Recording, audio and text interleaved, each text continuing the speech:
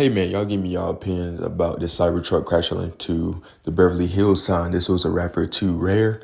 Apparently, I don't know how he lost control. Maybe he had it in self-driving mode.